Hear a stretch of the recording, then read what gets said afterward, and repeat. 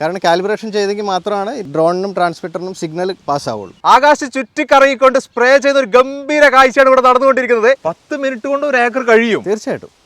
അത് ഈ മരുന്ന് ഫില്ല് ചെയ്യാനും ബാറ്ററി മാറ്റാനും എല്ലാ സമയം കൂടിയിട്ടാണ് 10 മിനിറ്റ് പറയുന്നത്. F0 എന്ന് വന്നിരിക്കുന്നത് കേരള തമിഴ്നാട് ബോർഡറിൽ വാളയാറിന്റെ അടുത്ത് നവക്കരയിൽ എന്ന് പറഞ്ഞ ഒരു സ്ഥലത്താണ്. JetX Aerodrones എന്ന് പറയുന്ന ഒരു കമ്പനിയുടെ ഡ്രോണിനെ പരിചയപ്പെടുത്താൻ വേണ്ടിയിട്ട് നിങ്ങളുടെ മുന്നിലേക്കായിരുന്നു വന്നിരിക്കുന്നത്. അതായത് അഗ്രികൾച്ചർ ഡ്രോൺ സ്പ്രേയിങ് സർവീസ് ആണ് ഈ ഒരു കമ്പനി ചെയ്തുകൊണ്ടിരിക്കുന്നത്. നമ്മൾ വലിയ ഏക്കർ കണക്കിന് വരുന്ന പാടങ്ങളൊക്കെ ഉണ്ടല്ലോ, ആ പാടത്തൊക്കെ വളരെ ചെറിയ സമയം കൊണ്ട് വളരെ ഭംഗിയായിട്ട് മരുന്നൊക്കെ സ്പ്രേ ചെയ്യുന്ന ഒരു സിസ്റ്റമാണ് JetX Aerodrones ചെയ്തുകൊണ്ടിരിക്കുന്നത്. എന്താണ് ഈ കമ്പനിയുടെ വിശേഷങ്ങൾ, ഇതെങ്ങനെയൊക്കെ ചെയ്യുന്നു എന്നൊക്കെ നമുക്ക് കാണാം. നേരെ JetX Aerodronesന്റെ വിശേഷങ്ങളിലേക്ക്. JetX Aerodrones കമ്പനിയുടെ പാർട്ട്നേഴ്സ് ആയിട്ടുള്ള ജോണും എൽദോസും ഇപ്പം എൻ്റെ മുന്നിലുള്ളത്. ഈ ഒരു കമ്പനി സ്റ്റാർട്ട് ചെയ്തിട്ട് ഇപ്പോൾ എത്ര വർഷമായി? ഞങ്ങളിപ്പോൾ 1.5 വർഷമായി തുടങ്ങിയിട്ട്. 1.5 വർഷം. ഇങ്ങനെ ഒരു മേഖലയിലേക്ക് കടന്നു വരുന്ന ഒരു കാരണം എന്തായിരുന്നു? അതായത് നമ്മുടെ ഏറ്റവും പ്രൊഡക്റ്റീവ് ആയിട്ടുള്ള മേഖല എന്ന് പറയുന്നത് കാർഷിക മേഖലയാണ്. അപ്പോൾ നമ്മുടെ ഈ നെല്ല് കൊയ്യുന്നതിന് കൊയ്ത്ത് മെഷീൻ വന്നു. അതുപോലെ ഓരോ കൃഷിയുടെ ഭാഗങ്ങളിലേക്ക് മെഷീനറീസ് വന്നുകൊണ്ടിരിക്കുകയാണ്. അപ്പോൾ ഒരു മെക്കനൈസേഷൻ്റെ ഭാഗമായിട്ട് ഇപ്പോൾ ഈ മരുന്ന് സ്പ്രേ ചെയ്യുന്നതിനും കൂടെ ടെക്നോളജി ആവശ്യമായി വന്നുകൊണ്ടിരിക്കുകയാണ് ഇപ്പോഴത്തെ സാഹചര്യത്തിൽ. അതുകൊണ്ടാണ് നമ്മൾ ഇതിലേക്ക് വന്നത്. സാധാരണ ഇത് മാനുവലി ആണല്ലോ ചെയ്യുന്നത് അല്ലേ? ഒരാൾ കൊണ്ടുപോയിട്ടാണ് ഇത് തളിച്ചുകൊണ്ടിരിക്കുന്നത്. ഇതിന് പകരമായിട്ടാണ് നിങ്ങൾ ഈ ഒരു സിസ്റ്റം കൊണ്ടുവന്നിരിക്കുന്നത്. അതെ, തീർച്ചയായിട്ടും. അതിന്റെ ഒരു വ്യത്യാസം എങ്ങനെയാണ് വരുന്നത്? ഏറ്റവും വലിയ കാര്യം എന്ന് പറയുന്നത് മാനുവലി സ്പ്രേ ചെയ്യാനുള്ള മാൻ പവർ, ആളെ കിട്ടാനുള്ള ഒരു ബുദ്ധിമുട്ട് അതിപ്പോൾ പല സ്ഥലങ്ങളിലും ഉണ്ട്. പിന്നെ സമയം, നമുക്ക് വളരെ കുറച്ച് സമയം കൊണ്ട് തന്നെ ഒരുപാട് ഏരിയ കവർ ചെയ്യാൻ പറ്റും. ഏറ്റവും കൺവീനിയൻ്റ് ആയിട്ടുള്ളൊരു സ്ഥലത്ത് നിന്നുകൊണ്ട് നമുക്ക് ഫീൽഡ് മൊത്തം കവർ ചെയ്യാനായിട്ട് പറ്റും. നമുക്ക് ഫീൽഡിൻ്റെ ഉള്ളിൽ പോകേണ്ട കാര്യമില്ല. നമ്മൾ നടന്ന് ആ ക്രോപ്പിന് ഡാമേജ് വരില്ല. അങ്ങനെയുള്ള ബുദ്ധിമുട്ടുകളൊന്നും ഉണ്ടാവും. കുറേ ഗുണങ്ങൾ. അതെ. ഇത് ഇനി എനിക്കറിയേണ്ടത് ഇത് എങ്ങനെ പ്രവർത്തിക്കുന്നു എന്നുള്ളതാണ്.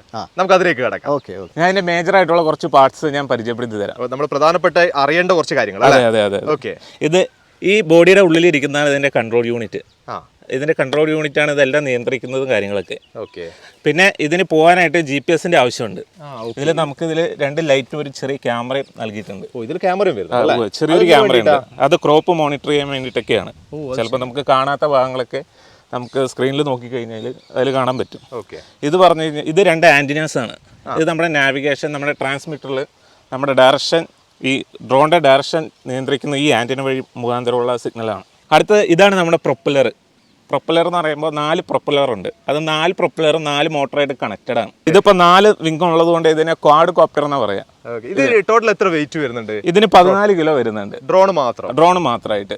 പിന്നെ നമ്മൾ അടുത്ത ടാങ്കിലേക്ക് പോവാണ്. അതെ, ഇതാണ് ഇതിന്റെ ടാങ്ക്. 10 ലിറ്റർ ആണ് ഇതിന്റെ കപ്പാസിറ്റി. ഈ ടാങ്കിൽ നിന്ന് ഈ നോസിലേക്ക് മരുന്ന് പമ്പ് ചെയ്യുന്ന പമ്പാണ് ഈ താഴെ കാണുന്നത്. ഇതിന്റെ താഴെയാണ് നോസിലേക്ക് മരുന്ന് നോസിൽ വരുന്നത് ഇതാണ്. ഇവിടെ നോസിൽ വരുന്നത് ഇതാണ്.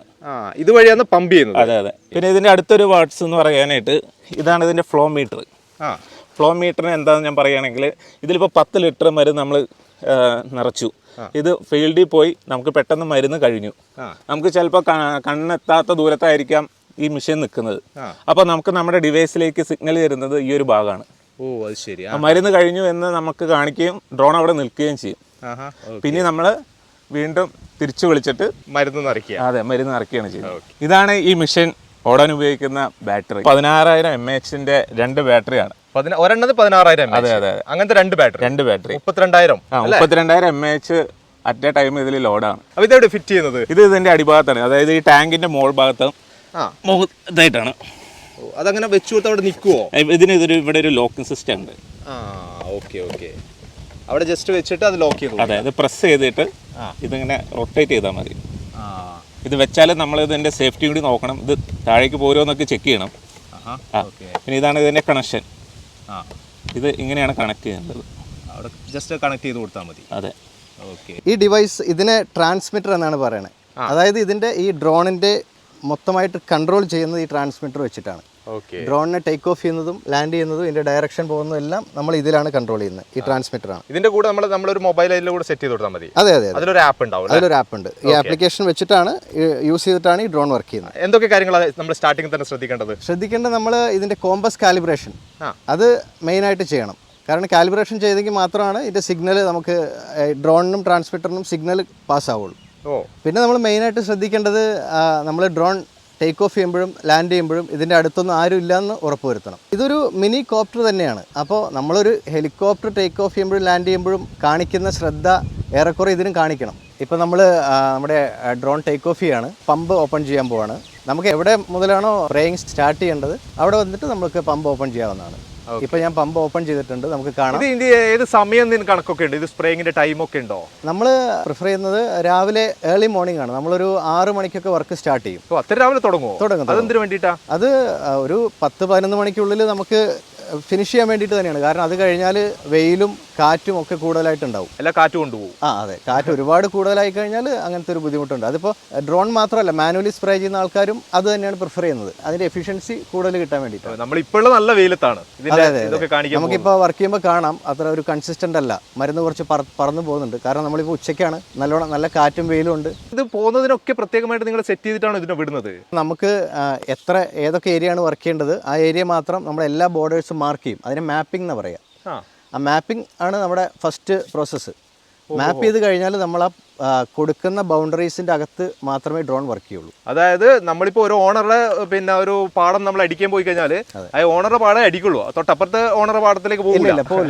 നമുക്ക് എവിടെ വരെ പോകുന്നു അവിടെ നമുക്ക് മാർക്ക് ചെയ്ത് കൊടുത്താൽ ആ ഏരിയയുടെ അകത്ത് മാത്രമേ ഇത് വർക്ക് ചെയ്യുള്ളൂ. ഇതിപ്പോൾ നമ്മൾ നെല്ലിലേക്ക് കൊടുക്കുന്ന സമയത്ത് നെല്ലൊക്കെ ഇങ്ങനെ ചാഞ്ഞു പോകുന്നതായിട്ട് കാണുന്നുണ്ട്. അതെ, ഇതിപ്പോൾ കാറ്റൊക്കെ അടിക്കുന്നുണ്ടായിരിക്കും എനിക്ക് തോന്നുന്നത് ഇത് ഡ്രോൺ വർക്ക് ചെയ്യുമ്പോൾ. അപ്പോൾ ഇതിന് പ്രശ്നം വരില്ല, ഇത് പൊട്ടിപ്പോവുകയൊക്കെ ചെയ്യാൻ സാധ്യത ഉണ്ടോ? ഇല്ല, അങ്ങനെയുള്ള ബുദ്ധിമുട്ടുകളില്ല. കാരണം നമ്മളൊരു സർട്ടൻ പാരാമീറ്റേഴ്സ് യൂസ് ചെയ്തിട്ടാണ്. അത് ഹൈറ്റ് നമ്മളൊരു മിനിമം 3 feet 2 to 3 feet നമ്മൾ ക്രോപ്പിൽ നിന്ന് ഹൈറ്റ് വെച്ചിട്ടാണ് വർക്ക് ചെയ്യുന്നത്. പിന്നെ അത് തന്നെയല്ല, ഡ്രോൺ എവിടെയും നമ്മൾ നിർത്തി വർക്ക് ചെയ്യുന്നില്ലല്ലോ, അതിങ്ങനെ ഒരു പോയിക്കൊണ്ടിരിക്കുകയാണ്, മൂവിങ്ങിലാണ്. അതുകൊണ്ട് അങ്ങനെ ആ കാറ്റ് വരുമ്പോൾ ഒന്ന് ചായുമെങ്കിലും അതിനുശേഷം അത് തിരിച്ച് പഴയ പൊസിഷനിലേക്ക് തന്നെ വരും.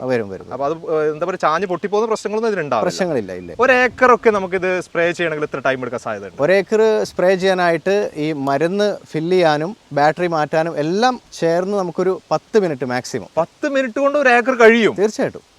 അത് ഈ മരുന്ന് ഫില്ല് ചെയ്യാനും ബാറ്ററി മാറ്റാനും എല്ലാ സമയം കൂടിയിട്ടാണ് 10 മിനിറ്റ് പറയുന്നത്. പിന്നെ യൂണിഫോമൽ സ്പ്രേ ആണ്, എല്ലാ സ്ഥലങ്ങളിലും ഒരുപോലെ സ്പ്രേ ആവും. പിന്നെ ഇത് മൈക്രോ സ്പ്രേ ആണ് ഇതിന്ന് വരുന്നത്, അതായത് മഞ്ഞ് പോലെയാണ് ഇതിന്റെ സ്പ്രേ വരുന്നത്. അതുകൊണ്ട് ഈ ഇലയിൽ മരുന്ന് വീണാൽ അത് ഒലിച്ചു പോകാനോ അങ്ങനത്തെ സാധ്യതകളൊന്നുമില്ല, മൊത്തമായിട്ട്. ഇത് എവിടെയെങ്കിലും പോയിട്ട് ഇടിക്കുകയൊക്കെ ചെയ്യുമോ? അങ്ങനെയുള്ള ബുദ്ധിമുട്ടുകളൊന്നുമില്ല. അത് നമ്മൾ കുറച്ച് കാര്യങ്ങൾ ശ്രദ്ധിക്കണം, ഈ മാപ്പിങ്ങിലൊക്കെ കുറച്ച് കാര്യങ്ങൾ ശ്രദ്ധിക്കണം. അത് ശ്രദ്ധിച്ചാൽ നമുക്ക് ഈസി ആയിട്ട് വർക്ക് ചെയ്യാവുന്ന കാര്യങ്ങൾ. സിമ്പിളാണ്. ഇതിന്റെ ബാറ്ററി ചാർജ് എങ്ങനെയാണ് നിൽക്കുന്നത്? ബാറ്ററി ചാർജ് ഒരു 10 to 15 മിനിറ്റ്സ് നമുക്ക് വർക്ക് ചെയ്യാം ഒരു സെറ്റ് ബാറ്ററിയിൽ. അങ്ങനെ നോക്കുമ്പോൾ നമുക്ക് ഒരു ടാങ്ക് കഴിഞ്ഞ് പിന്നെയും സെയിം ബാറ്ററി തന്നെ യൂസ് ചെയ്തുകൊണ്ട് നമുക്ക് രണ്ടാമത്തെ ടാങ്ക് വർക്ക് ചെയ്യാം. പക്ഷെ നമ്മൾ എന്താ ചെയ്യുന്നതെന്ന് വെച്ചാൽ ഒരു ടാങ്ക് കഴിഞ്ഞ് മരുന്ന് ഫില്ല് ചെയ്യാൻ വേണ്ടി ലാൻഡ് ചെയ്യുന്ന സമയത്ത് തന്നെ ബാറ്ററി മാറ്റും. കാരണം പിന്നെ അല്ലെങ്കിൽ നമ്മൾ രണ്ടാമത്തെ ടാങ്ക് വർക്ക് ചെയ്ത് ചിലപ്പോൾ അതൊരു ഹാഫ് ടാങ്ക് അല്ലെങ്കിൽ 1/4 ടാങ്ക് കഴിയുമ്പോൾ ചിലപ്പോൾ ബാറ്ററി വീക്കാവും. അപ്പോൾ നമ്മൾ പിന്നെയും ബാറ്ററി റീപ്ലേസ് ചെയ്യാൻ വേണ്ടി ഇറക്കേണ്ടി വരും. അപ്പോൾ ഒരു ടൈം ഡിലേ വരും. അത് ഒഴിവാക്കാൻ വേണ്ടിയിട്ട് നമ്മൾ ഒരു ടാങ്കിൽ തന്നെ ബാറ്ററി മാറ്റി കഴിയുമ്പോൾ തന്നെ ബാറ്ററി നിങ്ങൾ ചേഞ്ച്. അപ്പോൾ ഒരു കുറച്ച് സെറ്റുകൾ ബാറ്ററി കയ്യിൽ വേണമല്ലേ? നമ്മുടെ 5 സെറ്റ് ബാറ്ററി ഉണ്ട്. പ്രൈസ് എങ്ങനെയാണ് ഒരു കർഷകർക്ക് വരുന്നത് നിങ്ങൾ ഇത് ചെയ്യുമ്പോൾ? മാനുവലി സ്പ്രേ ചെയ്യുന്നതിനേക്കാളും സ്പ്രേ ചെയ്യുന്നതിൻ്റെ ഒരു 20% കോസ്റ്റ് കുറയും എന്തായാലും ഡ്രോൺ യൂസ് ചെയ്യുമ്പോഴും. കാരണം മരുന്നിന്റെ കൺസംഷൻ അത്രയും കുറയുന്നുണ്ട്. അതിലും കർഷകർക്ക് ഒരു ലാഭം കൊടുക്കാൻ പറ്റും നിങ്ങൾക്ക്. അതെ, കോസ്റ്റ് എഫിഷ്യന്റ് ആണ്, റിസൾട്ടും കൂടുതലാണ്. ഏതൊക്കെ കൃഷിക്കാണ് നിങ്ങൾ ഈ ഡ്രോൺ വെച്ചിട്ട് സ്പ്രേ ചെയ്തുകൊണ്ടിരിക്കുന്നത്? നമ്മൾ എല്ലാ ഏരിയൽ ക്രോപ്സിനും സ്പ്രേ ചെയ്യുന്നുണ്ട്. കൂടാതെ വാഴ, നെല്ല്, കപ്പ, കരിമ്പ് അങ്ങനെ മുതലായ അതുകൂടാതെ വെജിറ്റബിൾസ്, എല്ലാ വെജിറ്റബിൾസിനും നമ്മൾ സ്പ്രേ ചെയ്യുന്നുണ്ട്. ഈ സ്പ്രേയിങ് അല്ലാതെ വേറെ എന്തൊക്കെ സർവീസാണ് നിങ്ങൾ ഈ JetX Aerodrones ചെയ്തുകൊണ്ടിരിക്കുന്നത്? സ്പ്രേയിങ് അല്ലാതെ നമ്മൾ മെയിനായിട്ട് ചെയ്യുന്നത് ഈ ഡിവൈസിൻ്റെ സെയിൽസ് സപ്പോർട്ട്, അതുപോലെ സർവീസ് സപ്പോർട്ട്. നമ്മൾ പുതിയതായിട്ട് ഒരാൾ ഡിവൈസ് വാങ്ങിച്ചതിന് ശേഷവും അവർക്ക് അത് ഫീൽഡിൽ വർക്ക് ചെയ്യാൻ, ഈ ഡ്രോൺ ഓപ്പറേറ്റ് ചെയ്യാൻ ആവശ്യമായിട്ടുള്ള തിയറിറ്റിക്കൽ ആൻഡ് പ്രാക്ടിക്കൽ ട്രെയിനിങ്സ് അത് നമ്മൾ ചെയ്തു കൊടുക്കുന്നുണ്ട്.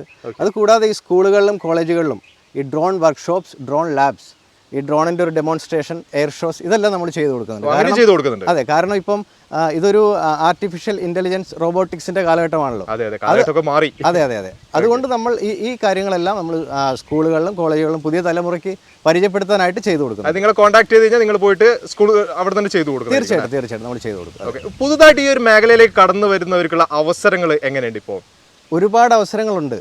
കാരണം ഇപ്പോൾ ഇനി വരുന്ന ഈ ഫ്യൂച്ചർ ഡ്രോണിൻ്റെ കാലഘട്ടമാണ്. എല്ലാ മേഖലകളിലും ഡ്രോൺ വന്നുകൊണ്ടിരിക്കുകയാണ്. അപ്പോൾ പുതിയതായിട്ട് വരുന്നവർക്ക് തീർച്ചയായിട്ടും ഒരുപാട് സാധ്യതകളുണ്ടാവും. മാൻ പവർ കുറച്ചുകൊണ്ട് എഫിഷ്യൻസി കൂട്ടിക്കൊണ്ട് ആണ് ഇപ്പോൾ എല്ലാ കാര്യങ്ങളും ചെയ്തുകൊണ്ടിരിക്കുന്നത്. മറ്റുള്ള രാജ്യങ്ങളൊക്കെ കുറെ കാലങ്ങളായിട്ട് വന്നിട്ടുണ്ട്, പക്ഷെ നമ്മുടെ രാജ്യത്തും വലിയ രീതിയിൽ തന്നെ ഇത് മാറിക്കൊണ്ടിരിക്കുകയാണ്. അതെ അതെ തീർച്ചയായും. ഇതിന്റെ ഇനി എനിക്ക് അറിയേണ്ടത്, ലാസ്റ്റ് ആയിട്ട് അറിയേണ്ടത് ഇതിന്റെ ലൈസൻസ് അതേപോലെ ഗവൺമെന്റ് പെർമിഷൻസ് ഒക്കെ എങ്ങനെയാണ് വരുന്നത്? ഇതിന് ഈ ഡ്രോൺ ഓപ്പറേറ്റ് ചെയ്യാൻ വേണ്ടിയിട്ട് റിമോട്ട് പൈലറ്റ് ലൈസൻസ് ആണ് ആവശ്യമായിട്ടുള്ളത്. അത് DGCA approved remote pilot licence ആണ് ഇത് ഓപ്പറേറ്റ് ചെയ്യാനായിട്ട് ആവശ്യമായിട്ടുള്ളത്. അതിനുള്ള സപ്പോർട്ടൊക്കെ നിങ്ങൾ തന്നെ ചെയ്തു കൊടുക്കുന്നുണ്ട്. നമ്മൾ അതിന് ആവശ്യമായിട്ടുള്ള അസിസ്റ്റൻസ് തീർച്ചയായിട്ടും നമ്മൾ ചെയ്തു കൊടുക്കുന്നുണ്ട്. എത്രയാണ് JetX Aerodronesന്റെ വിശേഷങ്ങൾ, കാഴ്ചകളൊക്കെ നമ്മൾ കണ്ടു കഴിഞ്ഞു അല്ലേ? ആ ഒരു ടേക്ക് ഓഫ് മുതൽ എങ്ങനെ പ്രവർത്തിക്കുന്നു, എത്ര ദൂരത്തൊക്കെ ചെയ്യാൻ പറ്റും, എല്ലാ വിശേഷങ്ങളും എത്ര കപ്പാസിറ്റി ഉണ്ട് ഒക്കെ നമ്മൾ അറിഞ്ഞു കഴിഞ്ഞു. അതേപോലെ തന്നെ കോളേജുകളും സ്കൂളുകളിലും ഒക്കെ ആയിട്ടുള്ള സപ്പോർട്ട് എങ്ങനെയാണ് JetX നമ്മളെ മുന്നിലേക്ക് തരുന്നത്, ആ കാര്യങ്ങൾ നമ്മൾ അറിഞ്ഞു കഴിഞ്ഞു. സെയിൽസ് ആൻഡ് സർവീസിനെ കുറിച്ചൊക്കെ നമ്മൾ അറിഞ്ഞു കഴിഞ്ഞു. എന്നാലും നിങ്ങൾക്ക് സംശയങ്ങൾ ഉണ്ടാവാൻ സാധ്യതയുണ്ട്. അങ്ങനെയാണെങ്കിൽ നിങ്ങൾക്ക് വിളിക്കാം കേട്ടോ. നമ്പർ ഞാൻ എന്നും കൊടുക്കുന്ന പോലെ ഡിസ്ക്രിപ്ഷനിൽ ആഡ് ചെയ്യുന്നുണ്ട്. നിങ്ങൾക്ക് വിളിക്കാം, നിങ്ങൾക്ക് സംസാരിക്കാം. ഈ ഒരു വീഡിയോ ഇവിടെ വെച്ച് നിർത്തുകയാണ്. അടുത്ത ദിവസം അടിപൊളി വീഡിയോ ആയിട്ട് നിങ്ങളുടെ മുന്നിലേക്ക് വരാം. Okay, by.